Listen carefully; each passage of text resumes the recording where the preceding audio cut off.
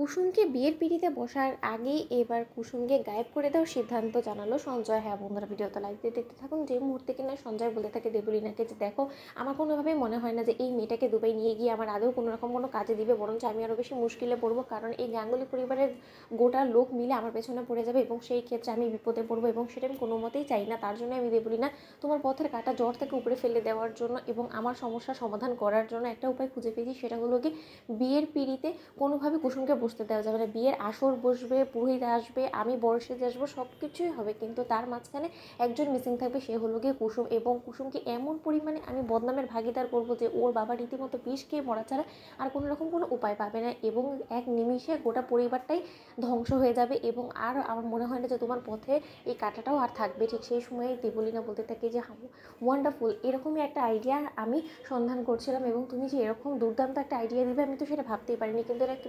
ঠিকঠাকভাবে এক্সিকিউট করবে কী করে বলো তো?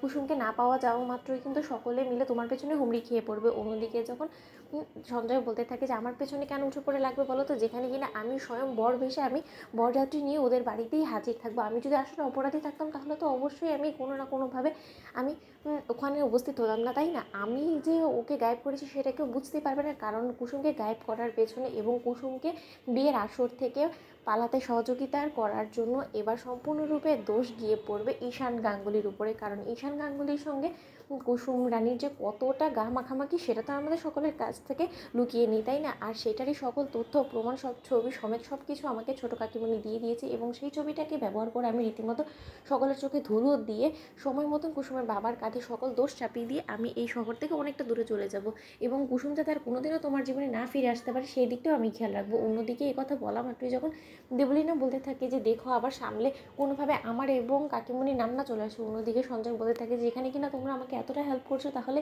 সেক্ষেত্রে তোমাদের সমস্যার জ্বর থেকে উপরে ফেলার জন্য কি আমি এতটুকু তোমাদেরকে হেল্প করতে পারবো না? তোমরা শুধু আমাকে সেদিন সঙ্গ দিবে, এবং আমি যেটা যেটা করবো তোমরা সকলকে আরও বেশি উত্তেজিত করে তুলবে, এবং সকলে যাতে কুসুমের চরিত্রের উপরে সন্দেহ করতে বাধ্য হয় সেই ব্যবস্থাটা তোমরা করবে। তোমাদেরও কিন্তু যথেষ্ট পরিমাণে সেদিন দায়িত্ব কর্তব্য থাকবে, এবং কুসুমের বাবাকে এমন পরিমাণে তোমাদেরকে অপমান অপদস্থ করতে হবে যার ফলে কিনা কুসুমের বাবা নিজে থেকে বিষ খেয়ে মরে যেতে রাজি হয়ে যায়। এতে করে দেখবে সেই ছোট্ট যে বাচ্চাটা আছে না, ছোট ছোট বলে, সেও রীতিমতো ওর বাবার সঙ্গে এমনিতেই পৃথিবী থেকে বিদায় নিয়ে নেবে। এতে করে আমার মনে হয় না আর কোনো মতে আমাদের সমস্যা আর বাড়বে, কারণ পুলিশ কেস তো তখন হবে যখন কিনা কুসুম রানী রীতিমতো জীবিত অবস্থায় ফিরে আসবে। ও জীবিত আসা তো একদমই রীতিমতো অসম্ভব, আর ওকে কেই বা খোঁজ করবে? অন্যদিকে দেবলীনা বলতে থাকে যে এরকম করে বলো না, কুসুমকে না পাওয়া মাত্রই কিন্তু গোটা গাঙ্গুলি হাউসে ছেলে থেকে শুরু করে রীতিমতো আয়ুষ এবং ঈশান ওরা কিন্তু কুসুমকে খুঁজতে লেগে পড়বে। তো বন্ধুরা, লাইক এবং শেয়ার করে সাবস্ক্রাইব করতে ভুলো না।